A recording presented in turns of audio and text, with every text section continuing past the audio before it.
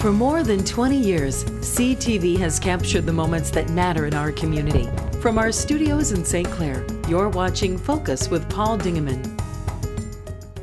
Welcome aboard is the name of the show today. Hello there, Paul Dingeman here, and we are with the two directors, the musical director and the director par excellence of the brand new Titanic the Musical, which opens this weekend in beautiful Marine City at the Riverbank Theater.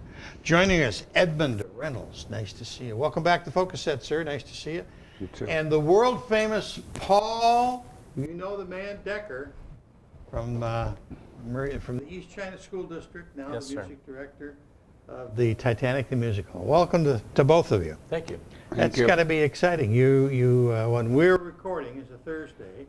You're going to have a dress rehearsal tonight, and then the play opens from now through May 20th. May 20th. Yep. Talk to me about the play. Oh, you guys, Well, you're going to do one of these interviews. Do you like apple pie or cherry pie? Yes. well, it's a play that I've liked for a very long time. I saw the original production of the North American tour at the Wharton Center in East Lansing, Okay. like in 1999. And then I've seen some various local productions at like the Croswell Opera House in Adrian and Stagecrafters Royal Oak. And then last fall we saw a really nice production at Avon Players in Troy? Rochester. But it was the ensemble version, which is a smaller cast with a lot of people doubling and tripling in parts. The original cast on Broadway was like 37, 40 people. And I've always loved it, always wanted to do it, but just didn't seem accessible because it's such a huge play, huge sets, huge pits. And this was like, this would work in Marine City at the Riverbank. At the Riverbank. But you do have a big cast. 22. 22 people. That's a lot of people move around a stage. It is, but they move. And, Does that include the musical group? Well, the pit, no, it doesn't. The pit is, there's 5 of us. It's been scaled down to sound what you would have had on the Titanic. They had 8 musicians on the Titanic. They had a quintet and a trio. And so we have 5, violin, cello, bass, keyboard, and percussion. Wow. It's really neat. The score is beautiful. Is it a lot different than the movie? yes, Yes, no, maybe? no Jack and Rose, and Okay. it's based on real people. And it follows the story of the class structure, very British in that terms, of the first class who want to maintain their privilege, and second class who strive for a leisure type of life similar to the first, and then the third class who just want to immigrate to America for a better life. So you have that story. Very interesting people. But the biggest thing, 2 biggest things I think, is that the score is just beautiful, the book is solid, and our cast is incredible. Great. Looking forward to seeing it. How many numbers are in it? There's probably about 30. 30 numbers. Yeah. Well, Wow. There's a lot of underscoring during dialogue. Seems like we play a lot. Okay. You turn the page and you just play again. Just keep playing. Tune Just keep finishes playing. and you turn the page and you play some more. So. And with the doubling and tripling of characters, somebody might be a third-class passenger. They come back a couple minutes later as a first class. And it's not like we're trying to hide. I think it's kind of a statement on how random class systems were and social stratification. If you were born into wealth, you had an easier life than if you weren't. And but then at the end, it doesn't matter. Right. It didn't matter. That's right. When it went down, You're all the same. well, it did matter. If you were first class, your chances of getting on a lifeboat were better. But still, if you were male, Yeah, women and children first. Okay, let's talk about performances. The Riverbank has added some nights, I think, or weeks or days or something. Talk to me about that. Well, the first weekend we have Friday, Saturday, Sunday. The second weekend it's Thursday, Friday, Saturday, and the Sundays are matinees. And then The third final weekend, we have Wednesday, Thursday, Friday, Saturday, and then a Sunday matinee. So Wow, that's a total lot 12, of yeah, 12 performances. That's wonderful. And it's probably great for the actors and actresses too, because in many cases, even like in the high schools, you only run for the weekend, and you've rehearsed and rehearsed and rehearsed. Now this, at least, you get a chance to perform 12 times. So that's got to be fun too. Yes. Yeah. So the music's great. The Riverbank. The thing I was trying to get to is this is also the opening grand ribbon cutting for the Inn on the Water Street this weekend, and there'll be a lot of celebration for the Vertons and their efforts in Marine City and what they've done. Some great things they've accomplished over the 3 or 4 years that they've been here. And how many plays have you been involved with, Ed? This is our 5th play that we've. You two have been together for 5 plays. Yep, and this is the 12th show that I've been involved in there. So they're doing something right to keep people like you happy and keep you guys coming back. So You know, bode well. It's a well-run organization, but they're nice people too. That's They the make bottom it line. easy, yeah. Okay. And it's neat too with the Marine City connection. I mean, there's a memorial there for the 66 or 69 passengers that were headed to Michigan. Yep. And the fact that the builder's model is in the Mariner Theater, and that local artist who painted the wreckage of the Titanic. I mean, there's Clarity. Jim Clary, yeah. But there's an affinity and a connection here, and I think that's important. We did an interview with Maggie Mykoff a couple of weeks ago in reference to that plaque that's going to be across the street, and how they're going to go from the plaque, I think, to eat something, and then come and see the play. Oh. And so Yep, I saw that. That group is going to really enjoy their day in Marine City. Yeah. Well, ticket sales are picking up, but still, I encourage everyone.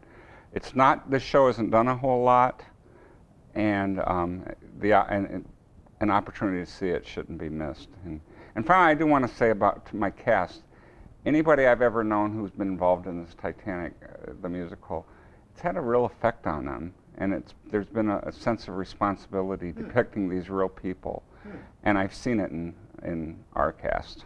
Isn't that wonderful? It is. That's wonderful. It is. They are wonderful. Great cast, very talented. They make me tear up every night. Yeah. Paul Decker. At least once, yeah. I'll bring some Kleenex. Edmund, nice to Thanks, see Paul. you. Nice to see you very too. much. It's the Titanic, and it's at the Riverbank Theater now through the 20th of May, and there's still some tickets available. We'll make sure you get them early. Back with our next guest in just a second.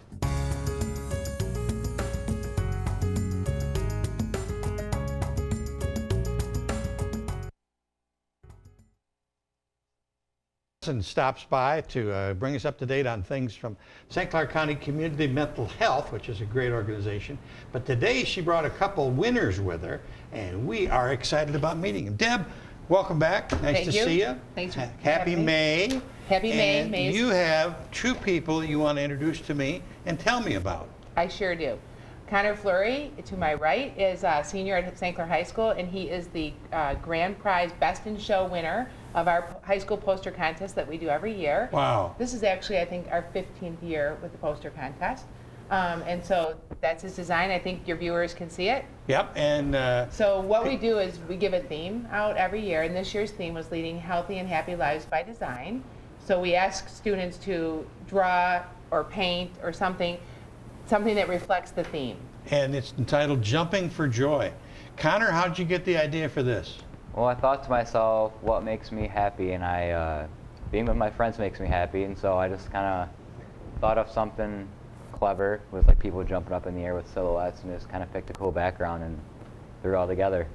How long have you been involved? How long have you liked art and drawing? I have been doing art probably my entire life. I started when I was really young, and I just kind of progressed. Can I tell you something? You still are really young. Well, really, really young, but yeah. Relative to us. Yeah. Good. So you've started then, and you should continue. Yeah. Is there a favorite kind of thing that you like to do in art? My favorite drawing type is just using pencils and shading and all that stuff. But I also do like music and all that, but drawing's probably one of my favorites. So you're a senior. Are you planning to continue drawing in the future years? Yes, I'm looking at some art schools. Not sure exactly which one yet, but I'm trying to get into an art school for multiple different types of arts. Wonderful. Great. Well, we're glad you're here. And on your Left is Isabel Trombley, sixth grader at Central Middle School in Port Huron. And Welcome. Isabel is the grand prize winner of the writing contest. We do that for middle school. And the same concept, we give them our theme, which was leading healthy and happy lives by design. And Isabel wrote an amazing short story. And I don't know, you could ask her about it. I can tell you about it, but I need to get a Tell me about your story. How'd you get the idea, and how long did it take you to write it? Well, my grandpa, when he was like 13 years old, he was struck with polio.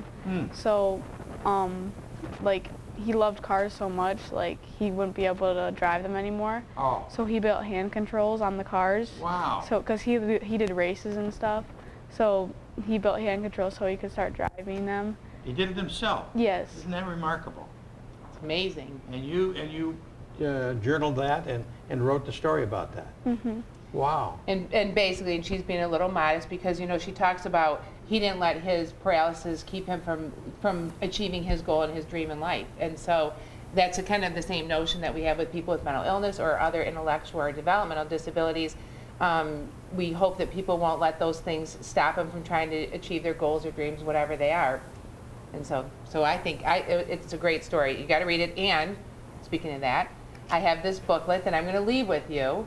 It's leading, this is our title, and then we used Connor's artwork for all of our promotional materials for our annual meeting. That poster will be it's distributed throughout St. Clair County. Obviously, it has our access information, how to contact us on the bottom. There'll be a billboard in Port Huron, and it will move around to showcase that as well. This booklet is put together, and we had multiple winners in the writing and the art contest. They're all in this booklet. Even their artwork, like this happens to be just another artwork. I don't know what places I got without, looking back, but there's Beautiful entries. Yeah, there's. And they were all students? All high school students did all the artwork, and then middle school students wrote all the articles that are in here. So, or their stories. There's fiction, there's nonfiction, and there's poetry. Those were the three categories. So you'll see that. And this is also kind of our program for the evening. So it talks about all of the award recipients that we had that evening. So Isabel, talk to me about writing. Is it difficult for you, or is it a joy for you to sit down? Do you do it often? Yeah, I do it like probably if I'm not reading or something, or playing sports, then I'll probably like pull out paper and a pencil and start writing. And like, it's kind of hard, but I just like it so much that I don't really have to think. What do you like about it? I just like that I get to come up with my own things in my head and write about them. And You mentioned sports. Do you have an interest maybe in just writing in sports, or do you write hard news, or do you write novels or romance? Or I like to write like dystopian and like stories like imperfect world. Oh, really? Stories. What a wonderful avenue. That's great. I'm honored to meet you and to hear your story. You're great. Got great future ahead of you. I know. I think she's got great insight, especially for somebody in sixth grade. Yes. Yeah, Right. and perspective. Congratulations. Thank you. All right, young lady. What do we got here? That is our annual report, and again, you see Connor's artwork is on the top of it. And that annual report was distributed a week ago, Sunday, the first, April 29th or whatever, the Sunday. Whatever. Yeah, the Sunday edition of the Times Herald, and it is coming out again on May Something. 6th, Monday, whatever Monday is. I don't know. No, it must be the 7th. And in the shopper, so it's free in the shopper, okay. so people can pick it up. We also have copies available at Community Mental Health if people would like one. And the annual report, I think it's a really nice piece because it highlights the successful recovery journeys of people that we provide services to. People who have agreed to let us tell their story. They're in there, and we're sharing their story and their success and how well they're doing in their recovery. And then also, if you're interested in our budget or other stats about community mental health, that's all in there. The number of people we served, over 4,000 people last year in all categories of adults with mental illness, intellectual developmental disabilities, children with severe emotional disturbances, adults with co-occurring, which is mental health substance use disorder. So you'll see all those stats in there. Our consumer satisfaction data is in there. And also the other award recipients.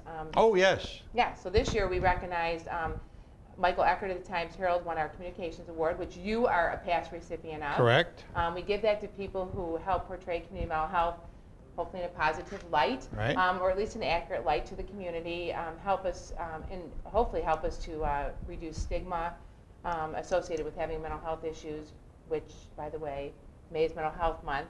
So that's one of the big goals of Mental Health Month, is to try to reduce negative attitudes, beliefs, and stigma associated with having a mental health issue. So that's why we recognize Michael Eckert.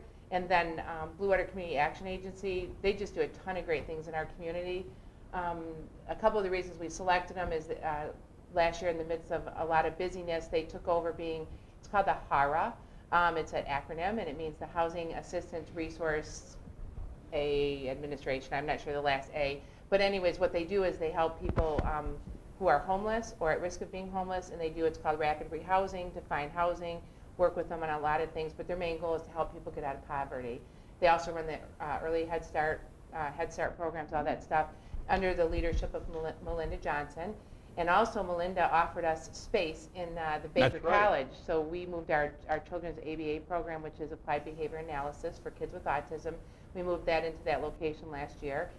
So for all those things, they are a wonderful partner, and that's why they were selected for the Organization Award.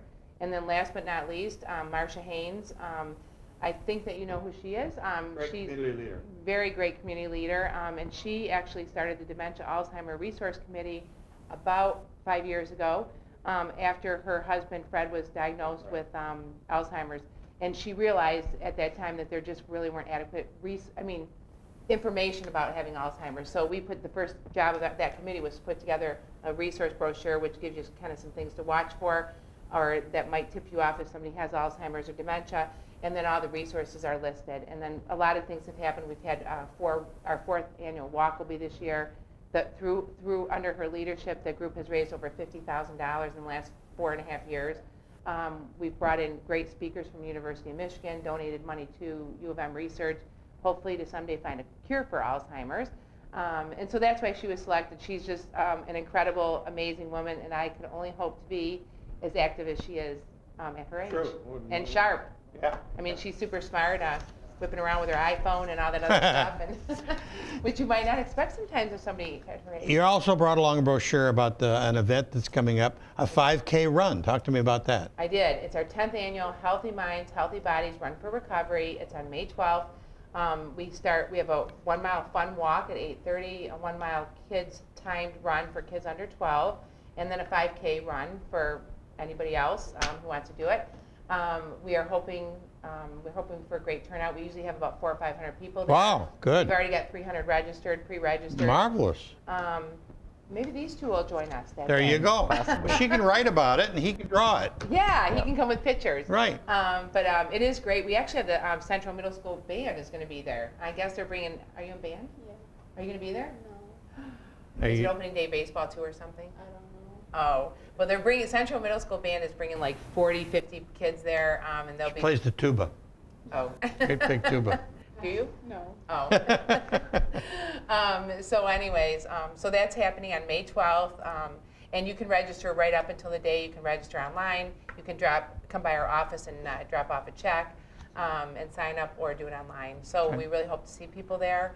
It really is a fun day. Get free massages before or after the run. Well, they'll come for that. They don't have to run. Orthopedic Associates does that. You know, you had actually Maureen Muzzarelli was here last time I was here, and she comes. Her husband Mark is also works there, and then several of their therapists come along with them, and I try to get a little loosened up before and after the run. Have we missed anything for your busy life? Oh, I don't think so. I think, we talked about, I guess just real quickly, that mental illness is more common than people think it is. That 1 in 5 Americans will experience a mental health condition in any given year. Mm-hmm. That's a high number. Mm-hmm. And then also 1 in 25 Americans have a serious mental health condition. That's still a high number. And so the one thing we really want to impress upon people is to seek out treatment as early as possible. if you have a physical illness, you don't wait until. Yeah, I was just going to compare it to if you've got a cold or the flu or pneumonia, you see a doctor. You seek help. As soon as you start feeling bad, you seek should help. do the same thing with mental health. You need to do the same thing with mental health, and because just like with a lot of physical conditions, the sooner we can get in and provide intervention, support, treatment, maybe medication is what's needed, the quicker people can get on with their recovery and get on with their life. So we hope stigma does not keep people away. Right. Well, good luck to you, sir. And Thank you. Years coming, you've got a real talent there. Thank you. And so do you, Isabel. Thank you. Nice to have met you both, and salute you for your winning. You did a great job. See you, Deb. Thank you. Thanks for having us. Always a pleasure. Thanks. We'll be back with Jerry Mason and the Salvation Army Major in just a second.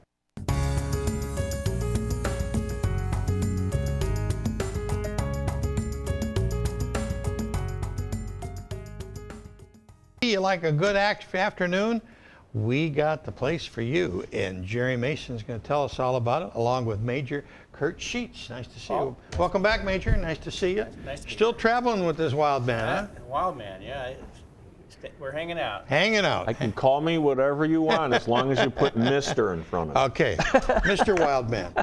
Jerry, talk to me about Cars and Kettles. This is the first year for a new venture for a fundraiser for the Salvation Army of Port Huron. That's what it is. We are doing a Cars and Coffee style car show from 9 to 11 a.m. on Saturday, May 12th. This really comes from my son Patrick, who got me going to Cars and Coffees, which I couldn't believe people would even go to those, but it is a phenomenon where people come, they show their cars, and they drink coffee and they visit. So we decided, why not show our cars and share our cars for charity? Okay, good idea. Which is what most car shows do. That's actually the history behind most car shows. So we thought, why not combine Cars and Coffee with Cars and Kettles and have people come with their cars, they can show their cars, and we can have the red kettles out and people can make donations in the red kettles. And, I like it. Yeah, sounds fun, and Neiman's is going to give us some coffee and donuts. We're going to set up the canteen. Pepsi's giving us bottled water and orange juice. Maserati's giving us a Levante. We've got some special... You get to keep the Levante? You get to keep the Levante for a weekend if you win the raffle. Oh, you do? Okay. You've got to enter your car as an exhibitor. And if you enter your car as an exhibitor, you get the lunch at the River Crab.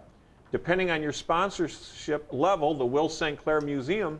But all car exhibitors who register with us are eligible to win a Maserati Levante for the weekend. Thank you to the Suburban Collection. Oh, that's wonderful. That is wonderful. That's a great incentive. You mentioned the River Crab. They're involved? Oh, yeah. You know how Martha Collins and the River Crab are. If there's something in the community, they get involved. Yep. And that kind of comes from the Mercedes-Benz Club of America. The Mercedes-Benz Club of America, they like to drive places and eat. So they wanted, no, I'm serious, they wanted to host their lunch at the River Crab because they want to convince everybody to drive their cars up and have a sandwich.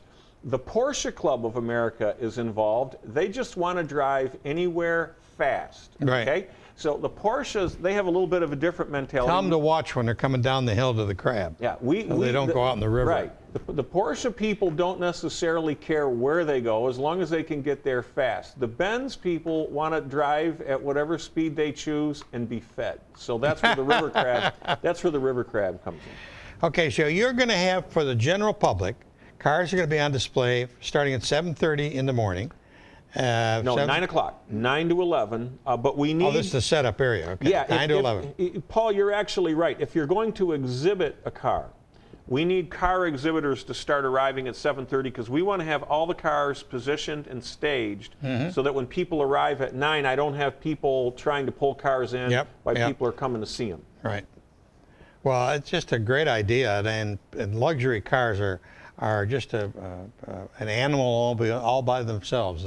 They're just gorgeous, and they really attract interest. Well, this is really going to be special because the Will St. Clair Museum's involved, and so we're going to have some antique cars coming.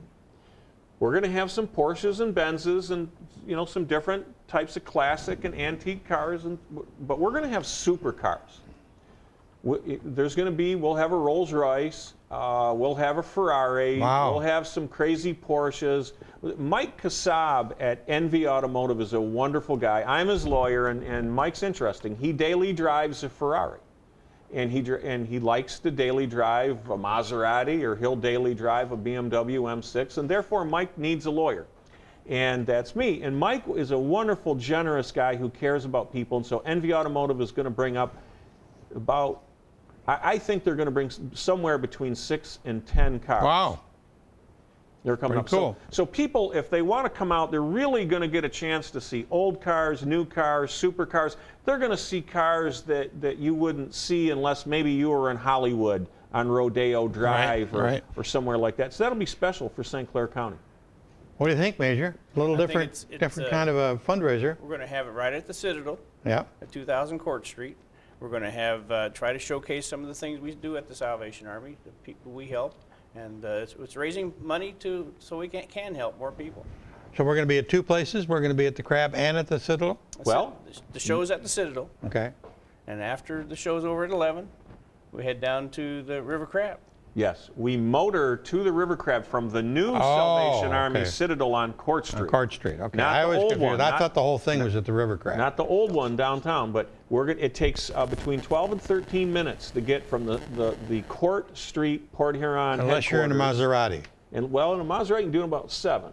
But it takes 12 to 13 minutes to get there if you drive at a reasonable speed, and that'll get us there, get everybody there by noon for lunch, and then after lunch from about 2 to 4, we'll have the Will St. Clair Museum opportunity. It's just a nice weekend, a planned thought, and they get to see the Citadel if they've not seen it before. Right. What a nice area you got out in front to be able to display cars. Right. And yeah, that makes a lot of sense. It really does. You know, it's How do special. people support it? Are there still sponsorships available? Yes, there's a variety of sponsorship levels available, as just being a soldier and showing your car, $25, all the way up to $5,000. And right now, we've received over $17,000 in in-kind contributions, donations, and over $8,000 in donations. So Wonderful. I think it's close to 10. Well, we even. salute you. Well, it's important because 87 cents on every dollar donated goes directly to those in need. That money will stay in St. Clair County, help people in St. Clair County. You know, we serve over 3,000 people a year, all year long. We're not just Christmas. Right. Everybody knows we do Christmas for 1,200 kids, 600-700 families. We do that, but we help people all year round. And we want people to come to the Citadel and be invited and know that they're welcome there, and to come and see what we do and know that we're there to help. Always a good message at the Citadel. Looking forward to it. It's going to be a fun day. Yep. Major, thank you, sir. Jerry, always a pleasure. Oh, we've got something for you. You know, you've been such a good supporter of the Salvation Army that I got permission from the Major to give you, this is wonderful, to drink whatever it is you choose to drink out of it, and you get one of these, the Salvation Army. Oh my God! Oh, that's lapel beautiful. pin. Those are that's a beautiful pin. And this is a wonderful coffee cup. This is If you can see that pin or not, it's probably too small. And there's your cup. there for we you. go. There is no reward equal to that of doing the most good to the most in most need. 1919, beautiful stuff. That's very nice. You know, we've been in St. Clair County for over 130 years helping people, Paul. It's a phenomenal organization, and certainly the thousands and thousands of people that you've helped over the years are gratified that you're here. So Glad to do it. and you keep doing Thank it. you for helping us all Not these a years. problem. I've been here many times Jerry, with the Major. Thank see you, buddy. All Major, right. good seeing you. Paul. That's about it for this edition of the Focus program. Thanks very much for tuning in. Till next time, I'm Paul Dingaman. See you soon.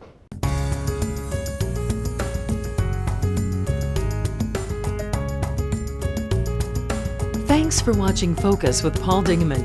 Focus is produced at the CTV Community Television Studios in St. Clair. For over 20 years, CTV has captured the moments that matter to our community.